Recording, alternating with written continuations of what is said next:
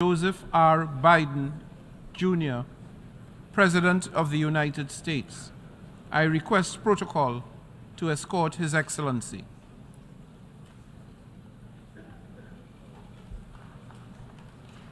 On behalf of the General Assembly, I have the honor to welcome His Excellency Joseph R. Biden, Jr., President of the United States of America, and I invite him to address the Assembly. Mr. President, Mr. Secretary General, and my fellow leaders, about a week ago, I stood on the other side of the world, in Vietnam, on soil once bloody with war. And I met a small group of veterans, Americans and Vietnamese, who witnessed, and I watched the exchange of personal artifacts from that war, identification cards and a diary. It was deeply mission of 50 years of hard work on both sides to address the painful legacies of war and to choose to work together toward peace and a better future. Nothing about that journey was inevitable. For decades, it would have been unthinkable for an American president to stand in Hanoi alongside a Vietnamese leader and announce a mutual commitment to the highest level of country's partnership. But it's a powerful reminder that our history need not dictate our future. With the concerted leadership and careful effort, adversaries can become partners. Overwhelming challenges can be resolved, and deep wounds can heal. So let us never forget that.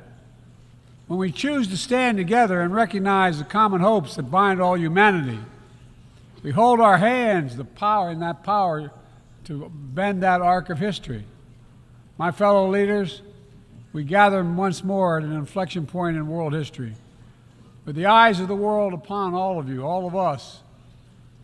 As President of the United States, I understand the duty my country has to lead in this critical moment, to work with countries in every region, linking them in common cause, to join together with partners who share a common vision of the future of the world, where our children do not go hungry and everyone has access to quality health care, where workers are empowered and our environment is protected, where entrepreneurs and innovators everywhere can access opportunity everywhere, where conflicts are resolved peacefully and countries can chart their own course.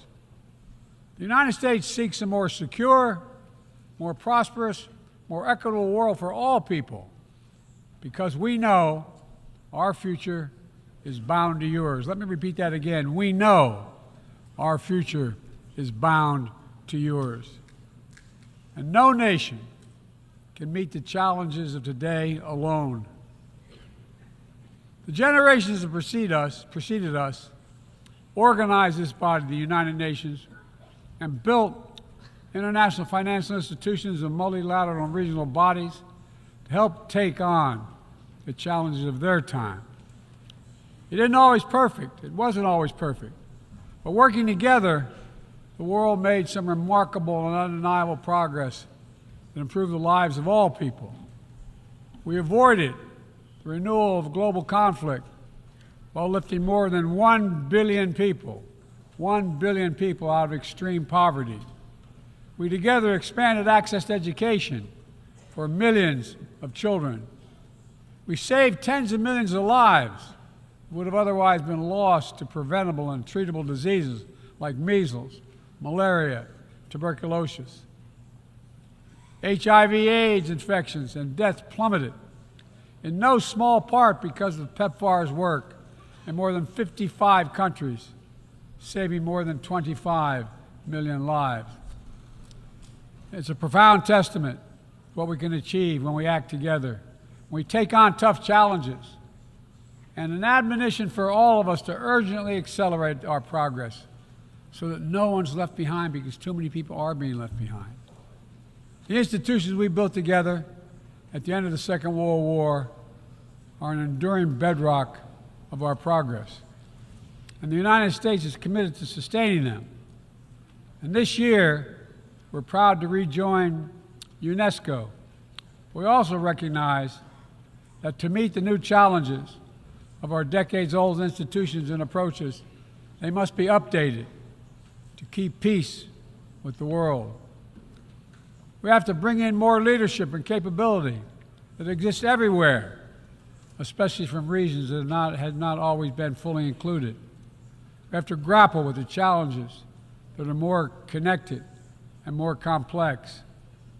And we have to make sure we're delivering for people everywhere, not just somewhere, everywhere. Simply put, the 21st century results are badly needed. They're needed to move us along. That starts with the United Nations, starts right here in this room.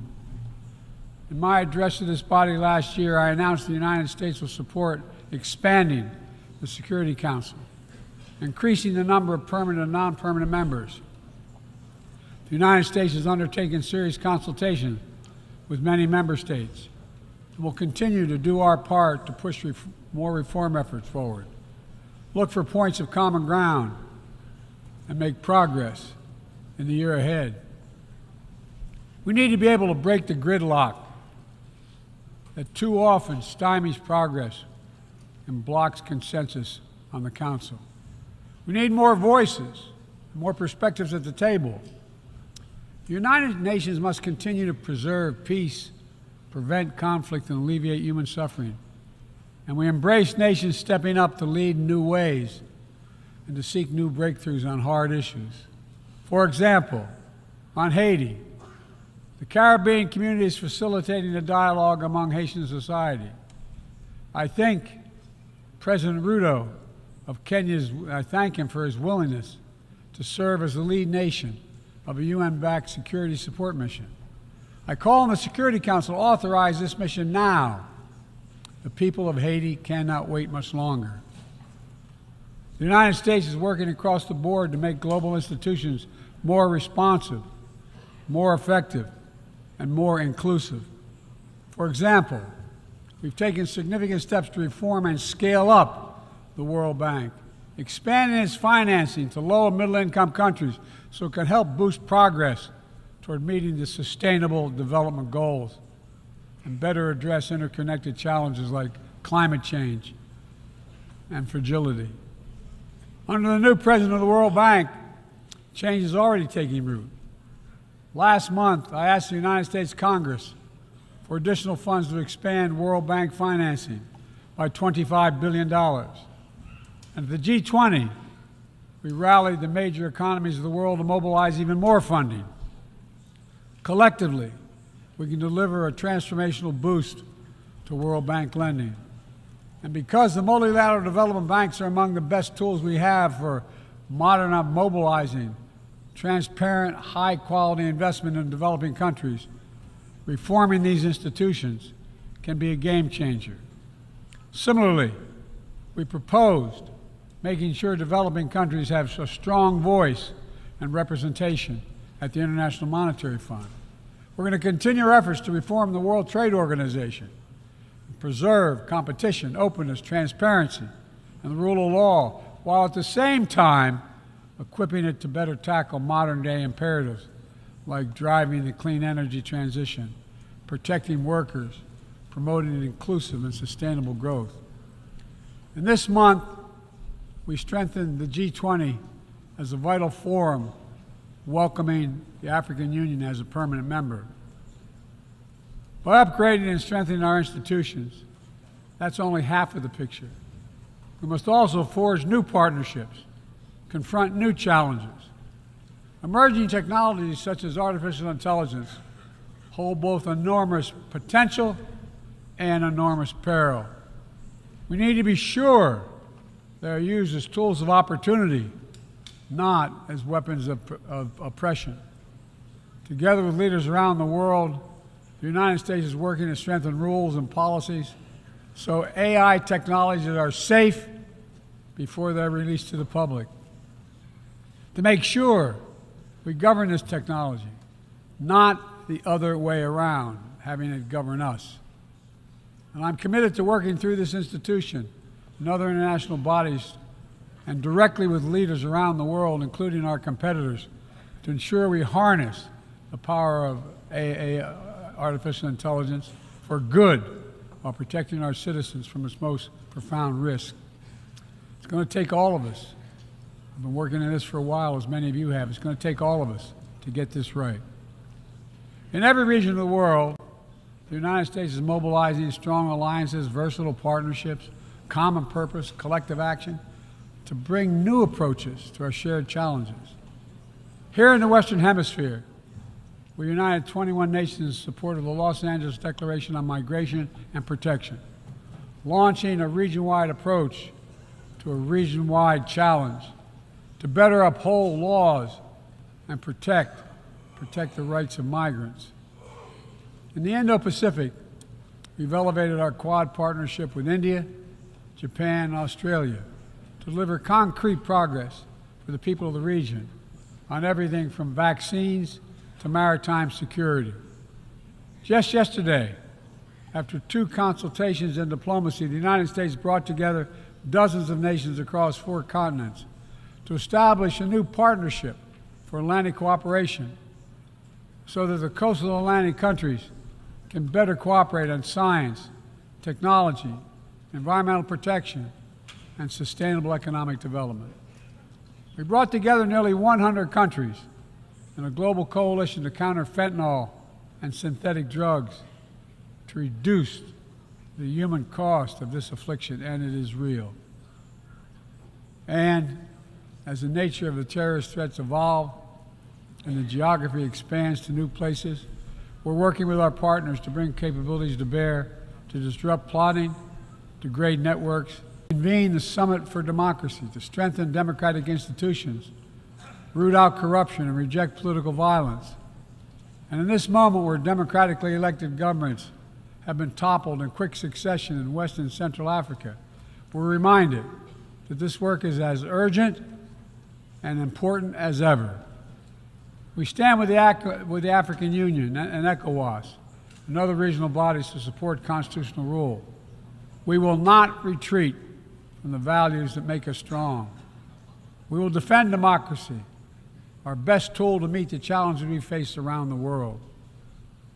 And we're working to show how democracy can deliver in ways that matter to people's lives.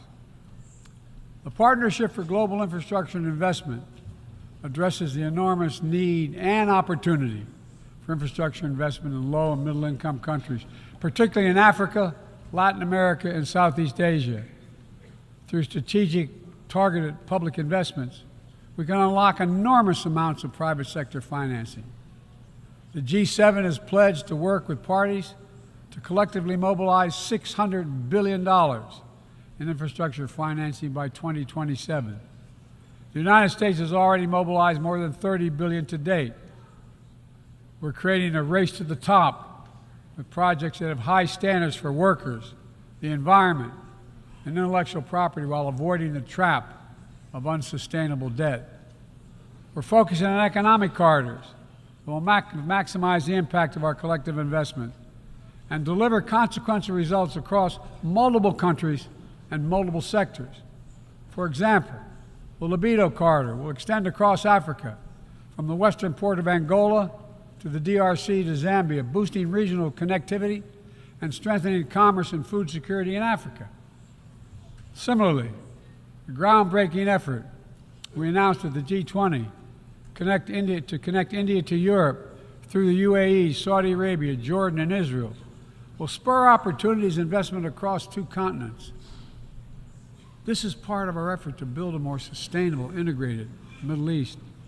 It demonstrates how Israel's greater normalization and economic connection with its neighbors is delivering positive and practical impacts, even as we continue to work tirelessly to support a just and lasting peace between the Israelis and Palestinians, 2 states for 2 people. Now, let me be clear. None of these partnerships are about containing any country.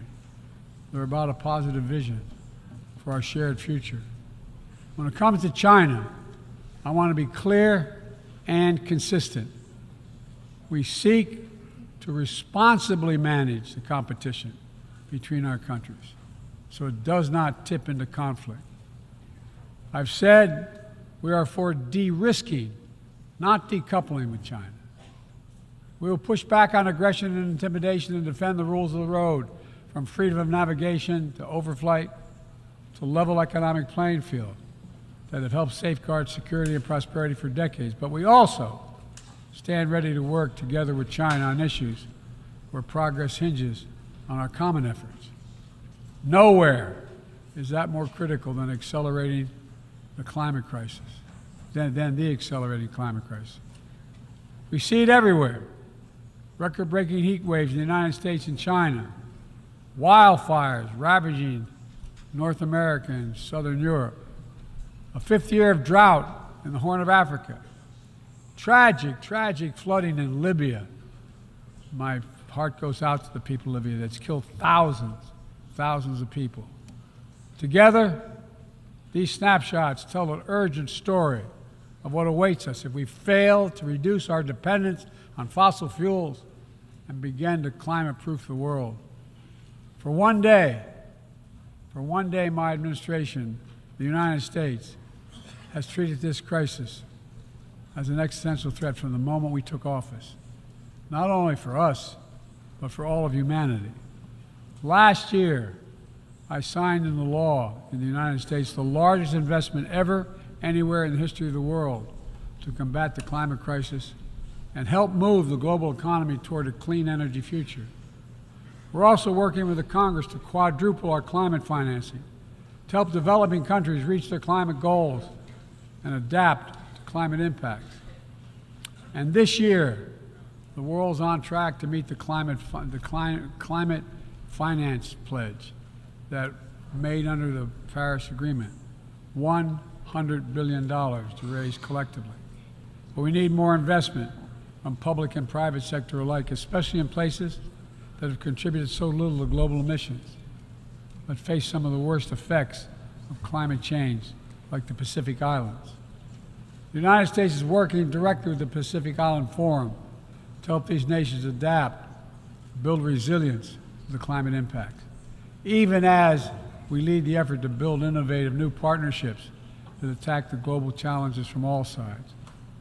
From the First Movers Coalition, which is mobilizing billions of private sector community and the private sector commitments, to creating a market demand for green products in carbon-intense sectors like concrete, shipping, aviation, and trucking, to the Agricultural Innovation Mission for Climate, which is bringing farmers into the climate solution and making our food supply more resilient to climate shocks, and the Global Methane Pledge, now endorsed by more than 150 countries, which expands our focus beyond our carbon emission targets to reduce the potential greenhouse gases in our atmosphere by 30% in this decade.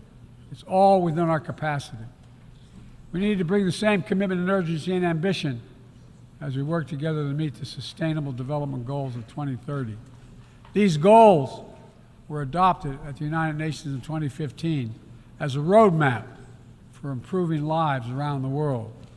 But the hard truth is, for decades of progress, the world has lost ground these past years in the wake of COVID-19, conflicts, and other crises. The United States is committing to doing its part to get us back on track. All told, in the first 2 years of my administration, the United States has invested more than $100 billion to drive development progress in bolstering food security, expanding access to education worldwide, strengthening healthcare systems, and fighting disease. And we've helped mobilize billions more in the private sector investments. But to accelerate our forward progress on the Sustainable Development Goals, we all have to do more. We need to build new partnerships that change the way we tackle this challenge, to unlock trillions of additional financing for development, drawing on all sources. We need to fill the gaps and address the failures of our existing system exposed by the pandemic. We need to ensure that women and girls benefit fully from our progress.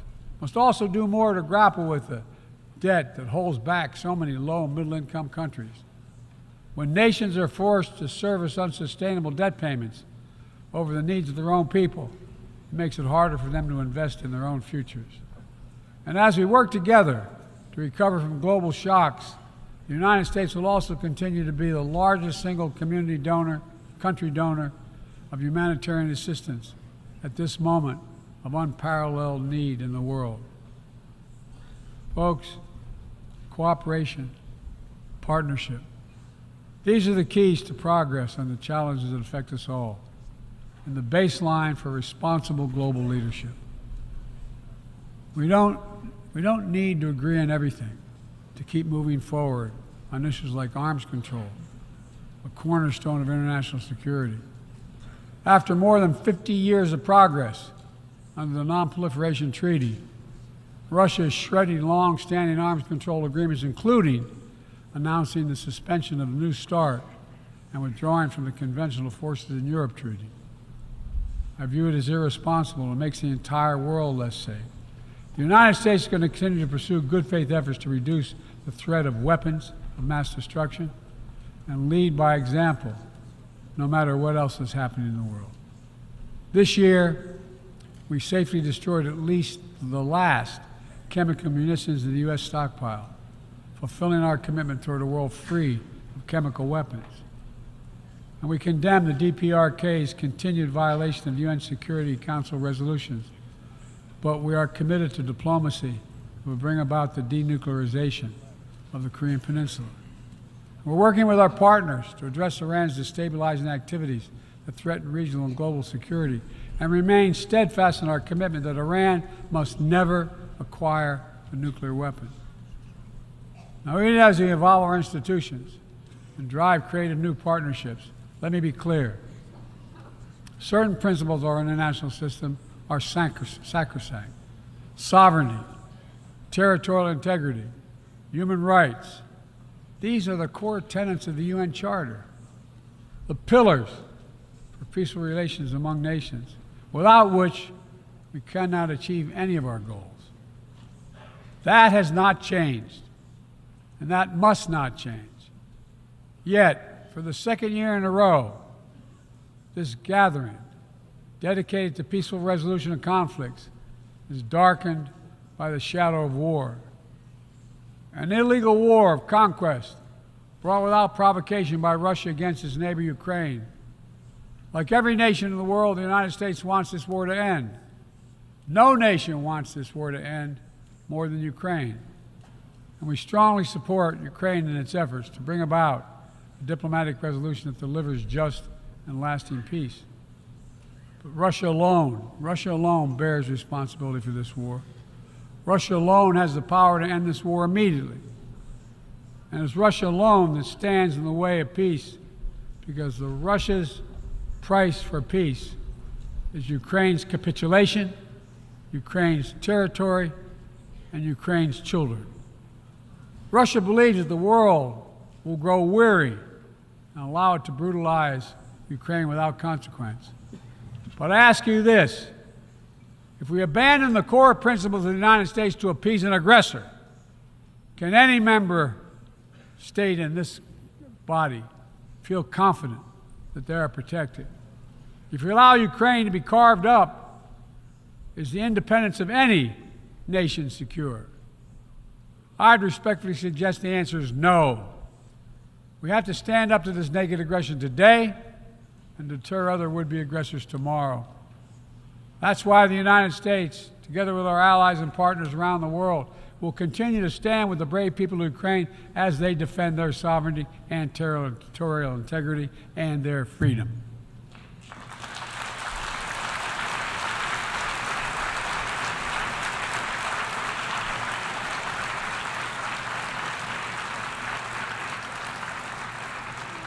It's not only an investment in Ukraine's future, but in the future of every country that seeks a world governed by basic rules that apply equally to all nations and uphold the rights of every nation, no matter how big or small. Sovereignty, territorial integrity, they are the fixed foundations of this noble body. And universal human rights is its North Star. We cannot sacrifice either.